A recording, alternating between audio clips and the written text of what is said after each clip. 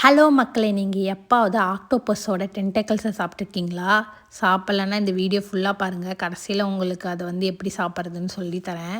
இன்றைக்கி பார்த்திங்கன்னா நாங்கள் சூப்பி நூடுல்ஸ் வாங்கிட்டோம். நூடுல்ஸ் போட்டுட்டு அது மேலே அப்படியே அந்த சூப்பை ஊற்றிட்டோம். அந்த சூப் சீ ஃபுட்டு ப்ளஸ் சிக்கன் எல்லாமே போட்டிருப்பாங்க.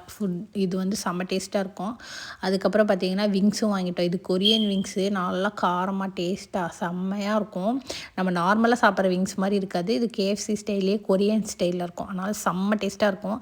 அதுக்கப்புறம் பார்த்திங்கன்னா நூடுல்ஸும் சாப்பிட்டாச்சு. இங்கே பாருங்கள், இதுதான் ஆக்டோபஸ்ஸு. ஆக்டோபஸில் இது வேறு ஒரு பார்ட்டு.